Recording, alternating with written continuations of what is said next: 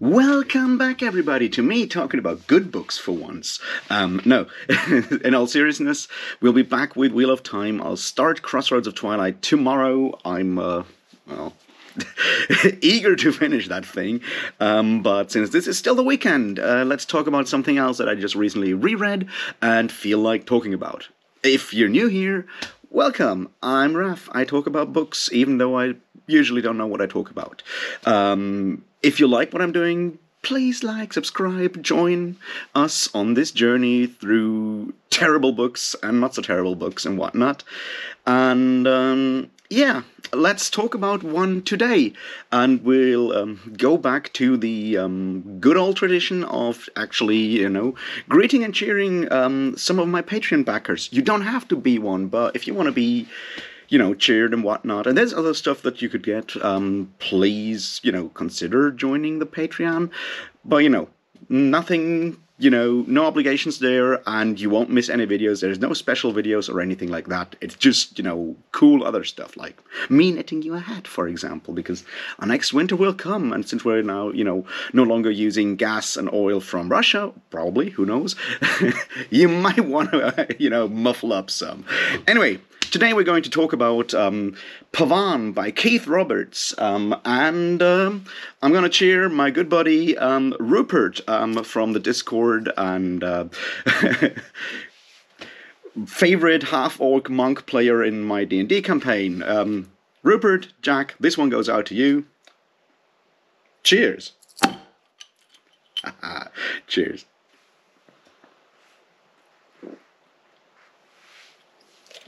All right, now that we're here, Keith Roberts' Pavane. It's from 1968, and I've been apparently interested by the late 60s for a while now. Anyway, point is, it's a science fiction book, maybe a alternate history book, maybe. I think you might almost call it steampunk in a way.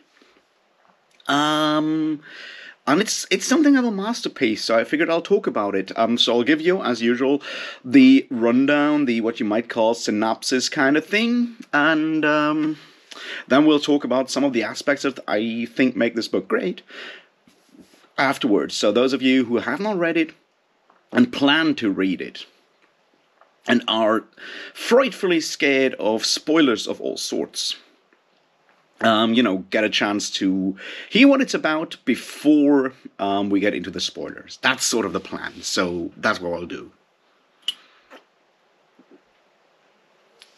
So, Pavane, like a lot of Keith Roberts' books, is a collection of short stories, or novellas almost, that are interlinked.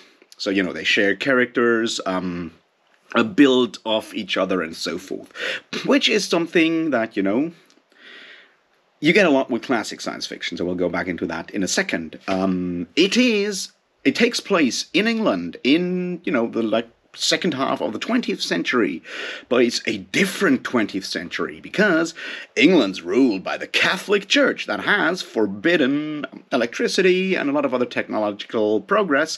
So we have England ruled by Catholic Church, by the Pope, sort of, and everyone is still using steam power. So, pretty fucking cool, isn't it?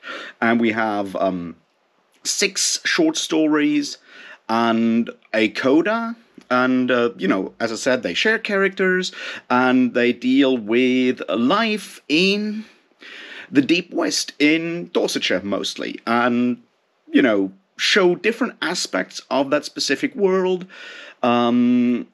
deal... I'm not going to spoil those short stories right now, but they deal with people that drive those steam wagons. They deal with people that live there as fishermen, fisher girls in this case. They deal with the church itself, the Inquisition, and the nobility that is still ruling in a feudal system there. That's sort of what we deal with, and obviously also rebellion, because you can't spell England without rebellion, I guess. So yeah, that's what you get. The prose is insanely good. It has a lot of a very melancholic atmosphere to the entire book, which I personally really appreciate. It has nice callbacks to what you might call mythology, older gods, Norse mythology, Celtic mythology, in that weird pseudo-medieval, pseudo-steam-powered weird, like, world that is still technically science fiction. The prose, as I said, is excellent in that regard. The individual short stories are all excellent, work wonderfully as short stories, but because of the way they are interlinked, they also, give us something more than just the sum of its parts, which, pretty fucking cool, isn't it?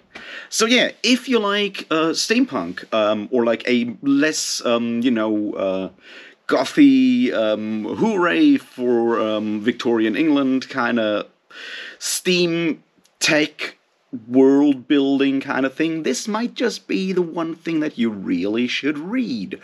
If you're interested in how faith, religion, and so forth, older faiths, paganism, and Christianity kind of intermingle, interact, and impact the lives of a lot of people, or impacted the lives of a lot of people in rural parts of the world, the West, that is, this might just be the one book for you. If you're like really into some, anti-church rhetoric in some regards, this might also just be the book for you, except for the coda, maybe. Who knows? We'll talk about it in a second. And if you just like cool 60s, like classic sci-fi, this might also just be the book for you.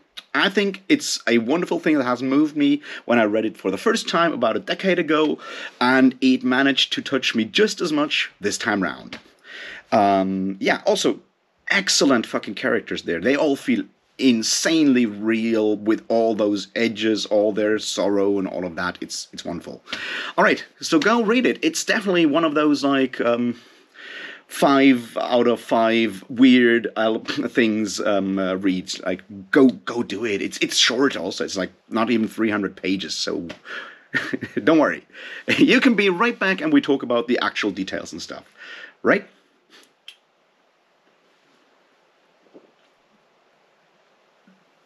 Alright, now that you've read it, or just don't care, let's talk a bit more about what we can learn from these books and how they work and how they don't work, and whether, like, which bits are interesting, which bits are not interesting. Now let's look at the first one there, alternate history. Now alternate history, even more than, say, other parts of science fiction, is always, subject to the scrutiny of the modern reader. When we sit down, it's like, but this change doesn't seem realistic. I don't know how we could get from there to there. This alternate history is unrealistic. And sure, you read this book, you will definitely say the same thing.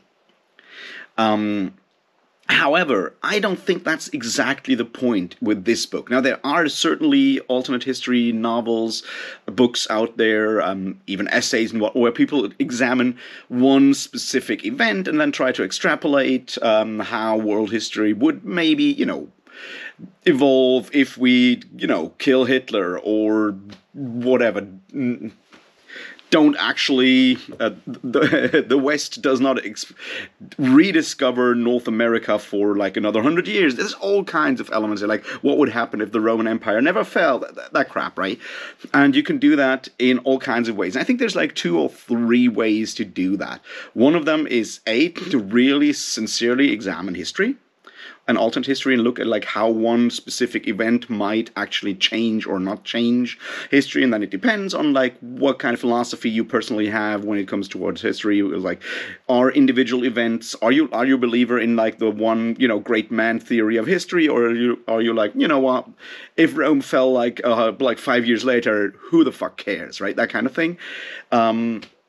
Then there is the coolness way of alternate history, which is wouldn't it be awesome if we had like Roman legions in the Middle Ages or today? Wouldn't that be fucking awesome? And you know what? That's a legitimate way of writing alternate history, because yeah, some of that crap is really fucking cool. I don't mind having like a Spartan phalanx somewhere in space or whatever. That's really awesome. I get it. It's, it's cool. But in that regard, it's not so much about like how history would actually develop. It's more like I want this very specific cool bit of history to be in an era or a situation where they right now in our like timeline don't exist. So I'll just like put them there and come up with one event that makes that possible if we know don't look at it too closely in not too good of a light, and then it will just maybe pass because really what I want is, you know, Roman legions in space or whatever. Fine. And then there is the third way, which I think is the one that Pavane goes for. Pavane is asking the question like, how does a specific mindset, if it is kept for a while, how do those specific mindsets interact? In this case, the question is like, how does like a monolithic church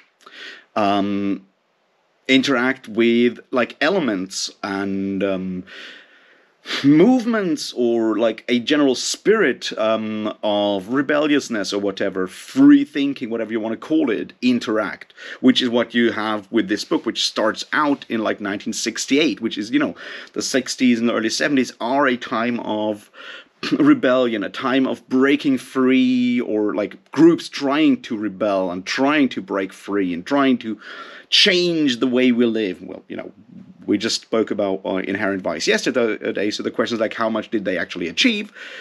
But, you know, it's still that time. So it's like, how does that actually jive if we have a monolithic church like the Catholic Church that still is able to, you know, enforce its beliefs and its grip on the land? How would that work? And that's sort of one of the aspects that you can see in this book, in Pavane, because one of the things that we notice with all of these, almost all of these short stories, well, actually all of them, they're all in their way more or less about rebellion. They all deal with people trying to break out of those censures of the church, out of those rules, trying to overcome them in all kinds of ways, trying to change the game, break out of those traditions for mostly personal reasons, but it's still there. And I think that's where it gets interesting with this book, in a lot of ways. So yeah, let's look at that. Then let's look at something that I found very interesting, especially for those of you who've also, you know, read the Malazan Book of the Fallen, and we've spoken about that bit. These stories, almost all of them, are elliptical in nature, just like Malazan chapters. And, well, I mean, with the idea of the Pavane as, you know, that medieval or like Renaissance dance, the idea of like things being elliptical or circular makes a lot of sense in that regard. But also, these individual stories, they usually are circular. The first one, you look at the first one, the Lady Margaret, even the plot is circular in that we have like this round trip of this locomotive, right? Even that is basically there as a circular idea. The same goes for the next one, the Signaler, which is fascinating. Usually, what he does a lot is play with memory, set out with like an event, oftentimes death in these books, in these stories, and then like people remembering stuff from before that, and he does that like almost like textbook in the Signaler, right? When we have like when we kind of end the whole thing with the guy, the Signaler, who has a name that I've already forgotten, almost dying, creeping back into his hut, then lying in delirium, and remembering like how he became a Signaler, and we dive down, so we get all this information about the world through his like fever dream, and then we add the idea of the old ones. We need to talk about the old ones, the fairy folk, or whatever you want to call it, in a second.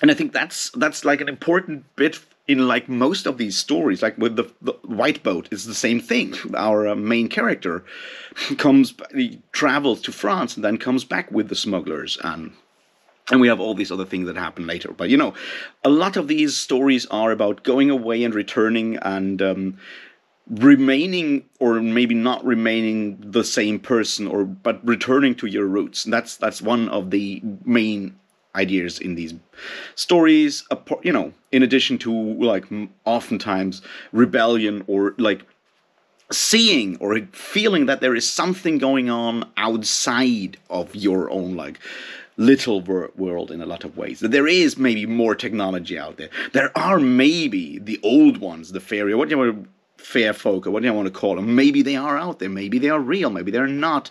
Maybe they are not what they seem. Who knows? You know, it's that kind of thing out there. Keith Roberts plays a lot with. So yeah, that's one thing that I personally really appreciated about it. How many of these stories are in a way elliptical. Well, now let's look at some of the other aspects there, right? The melancholy and the sense of place. Now, I'm obviously not an expert in this place. I've never been to Dorset. But a lot of what he does in these stories is very much connected to that place, to the heath, the bogs, the swamps, the moorlands, landmarks, and what you might call a very specific regional character. Now, I'm always a bit wary when it comes to regional, national, or whatever characters, but, you know, he tries to encapsulate or, like, tries to capture a specific sense of spirit or, like, you know, like how people in that area feel. And it's something that I've rarely seen accomplished to that level in another book, much less in like any other fantasy or science fiction book, because, you know, this is set in like a real place, this being Dorset and around there. But it feels like the sense of place is extremely strong in these books, and I very much appreciate the way you know, this is like very, very yeah, appreciate how strong that sense of place and character is there.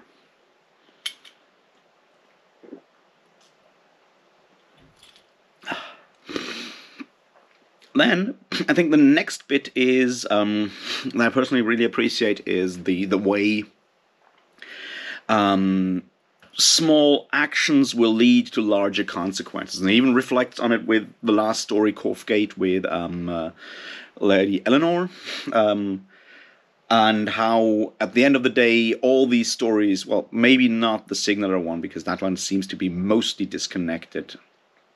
But yeah, how the actions in the Lady Margaret, the way that Jessie Strange, well, gets friend zoned by Margaret, by Margaret, you know, that other Margaret.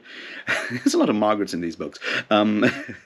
How that then turns him into the driven person that he is to make more and more money. How those events then lead to, you know, the home that the other Margaret, like his niece, grows up to, how that captures Robert and leads to the Lady Eleanor as her daughter. Now all of these things are interconnected, and a lot of it, and I think this is the very important bit there. Those are not political choices at the beginning. Those are very, very personal choices. The fact that Jessie is like deeply in love and then gets you know, spurned or denied by Margaret, that drives him. that makes that family like into the power in the land. And I think that there's a lesson there that a lot of times very personal, very, you know, yes, personal, private events or actions or whatever will lead to huge consequences, to large consequences, right? It's like, to drop in a dark one, right? It's like, how did like the war in Syria, the civil war in Syria, how did that start? By someone like kids spraying graffitis, and like, yeah, of course.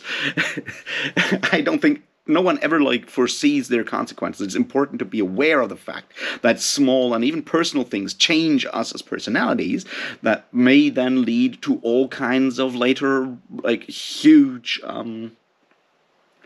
consequences in the future.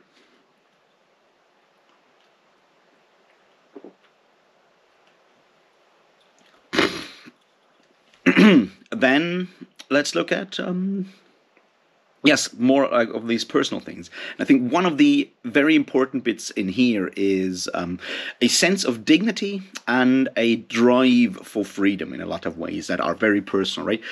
A lot of what Jesse Strange does is about his sense of dignity and his self-doubt and self-loathing, but also this sense of dignity and trying to be your own person. And it's what drives Becky in White Ship, is very much the idea that there is that outside world, and that the fact that existence can seem extremely squalid. And you read White Ship, it is extremely squalid. Her life is right.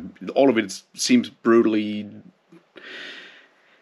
small and whatnot. And the way I feel, and this is what I really appreciate about these stories, is that the way that Keith Roberts is able to actually capture and put into words that feeling of wanting to break out of this like humdrum, dreary drudgery of a life and trying to actually grab that opportunity to get out there.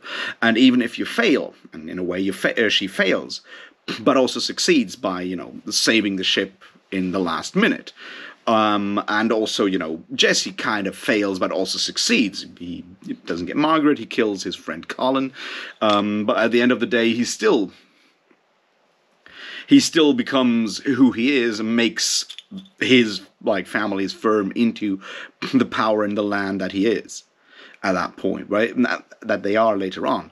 And I think that's one of the things that we see, that idea of dignity and doing the right thing, which is also what drives Brother John, who is like an actual, monk and a believer in Jesus Christ and everything, and in the Catholic Church, who just is broken by the cruelty of the Inquisition. Mind, not by being subjected to torture, but being forced to witness the torture, which I guess is another one of these really, really poignant things in these books, is that witnessing cruelty done in the name of righteousness while being powerless can break people and can break people free, break them out of the system that they're already in. And I think that's another one of these very interesting aspects that we see there, right, is exactly that, because that's part of what made the 60s, psychedelic 60s and 70s work out, right? Like, be the rebellious period that they also were in our timeline, right? Is exactly that, to see all the atrocities committed in basically your country's name, in your system's name, in Vietnam, for example. I mean, Vietnam's sort of the big one, right? People suffering for what you get told is the right thing. It's certainly something that we've seen ever since, and before that already, but it's like to witness that, know that it's wrong in your heart because it goes against your teachings, right? Christianity at its core, at least before St. Paul, a lot of, is not about torturing people to agree with you. All of that stuff came later in. It's not the core of the Gospels, whether you like or enjoy, believe in that stuff or not. Most of that's pretty solid advice, like don't be a dick. I get that.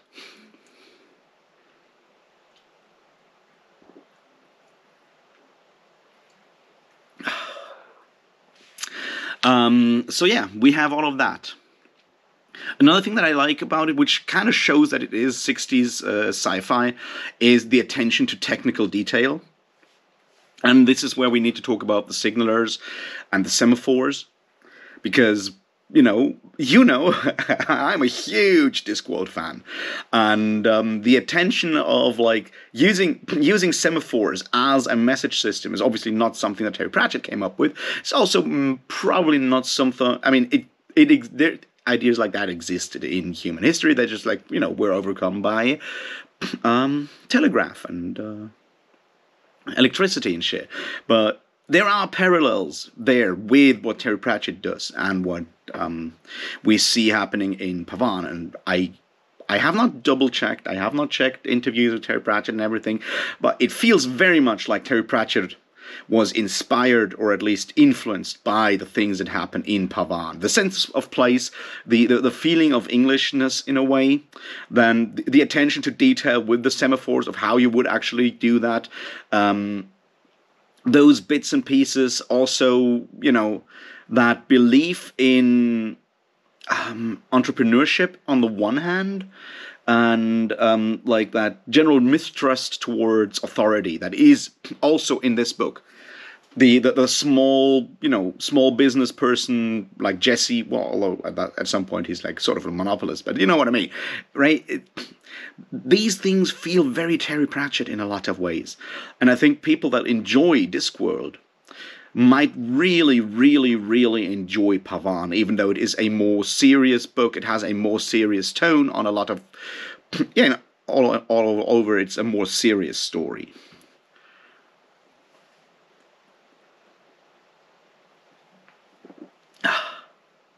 So what else do we need to talk about with Pavane before we end this for today? The powerful and weird position towards the church. Now and this is when we need to talk about the coda. The coda is kind of weird, because the coda takes place later on and gives something of an apology for the church. And I think this is sort of where it gets really fascinating, because it feels like Kate Roberts does believe, as an author, and I mean, interpreting about, believes in some form of providence or something out there. Like, he claims the church cannot witness, but also the old gods cannot witness. And I do really enjoy the way he combines the old faith and makes his like Balder, Christ parallels and all of that. That stuff in prose is insanely powerful. He has like outbursts, especially in Lords and Ladies, and I think also in The Signaler, when he talks about how Balder was, sacrificed to renew the world, and how then the church took that faith and combined it with the idea of Christ. That stuff, while maybe not being like top religious history, it feels a lot like it is slightly influenced, definitely by, your Fraser like Golden Bough style of anthropology, and then turning it into something more anti-church rhetoric or anti-Catholic church rhetoric. I think that's sort of where you can end the whole thing, because the coda claims that the church was preventing, in what might be a parallel universe, through its reign, preventing a lot of atrocities, because humanity needs to grow to adapt to specific technologies and so forth. It's really weird, and if you've read the book, I would dearly love to talk with you about that coda and how it made you feel, because it feels almost like it is invalidating a lot of the stuff that is happening before in those short stories, which is interesting in a lot of ways. And I'm still not sure what I think about it, right? That's sort of where I'm standing with it. It's like, I don't know. Is it... is that on purpose or not? But it feels weird. That's what I'm saying here. But before that, you get some excellent, like rhetoric about how holding people down in the name of a specific belief is like a huge problem as soon as like those people know that the church is maybe wrong with like withholding technology, the benefits of technology. There's that whole argument with what's her name, with Lady Eleanor in Corfe Gate, when she's accusing the bishop. It's like, why can't we actually operate to you Romans? Caesar was cut out of his mother's womb, so why isn't that allowed anymore? Why is human suffering suddenly seen as a good thing? How can God want humans to suffer? And to like argue those aspects of church criticism that are somewhere in there in Catholic dogma, if you want to look at it, right? The idea that suffering can be seen as divine punishment and so forth. I think to have all of that in there makes the entire story also a bit of like an argument with religion and faith, and if and how those two should be separated in a lot of ways.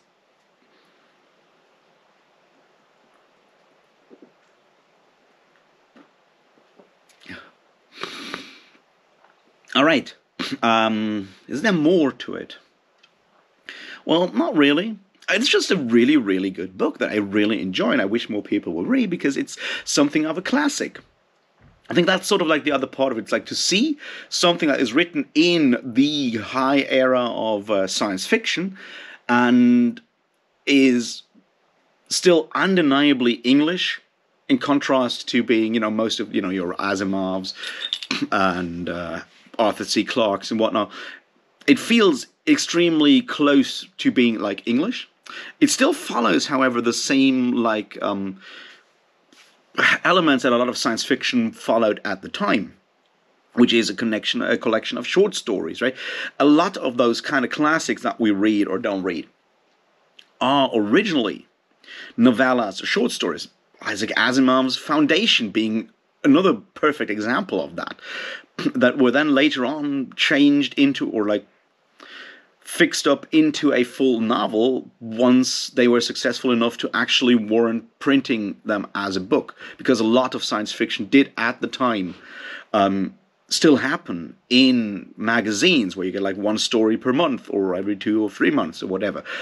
Much like, your pulps in the 30s, the science fiction magazines of the 50s, 60s, and 70s kind of continue that tradition in a different way. And I'm sure there's people who have like way more to say about that than I, because I'm not an expert in it. But I just look at it from the sidelines and say, yeah, that changed over time. You have stuff like this coming out, and a lot of other Keith Roberts books are also basically novels that are collections of linked short stories that over time make something more. I mean, we've seen examples of that later on with in the fantasy genre, right, with Fafhrd and the Grey Mouser being exactly the same kind of thing, where you have all these individual short stories that were then later on built into some sort of chronology, with like little bits and pieces to combine them and so forth. And we see the same here. So it's very much an example of that.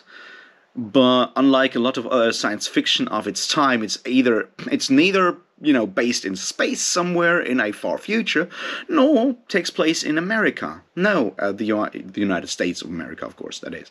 No, it's very much based in England, not even in all of England, but in one small region, and it grabs that specific aspect of the nature of that specific region and turns it into its own unique kind of setting. And that's just like an absolute achievement that not many books out there have. So once again, I urge you, if you haven't already, go and read that book and then talk to me in the comments about all of it. Let me know what you think of all of it. If you've read it already, let me know. I'd love to hear more about your thoughts on the matter. I guess this is where we end, because I don't want to talk about steampunk, because I don't know too much about steampunk. I just feel that this one is more steampunk because it's actually about rebellion, which I always felt was important for punk. But maybe I'm wrong. Anyway, thanks for watching. Let me know if you read it. Let me know what you think. Like, subscribe, share, do the good things, and I'll be back with Wheel of Time stuff tomorrow. I am so excited. Anyway, have a great Sunday. Cheers.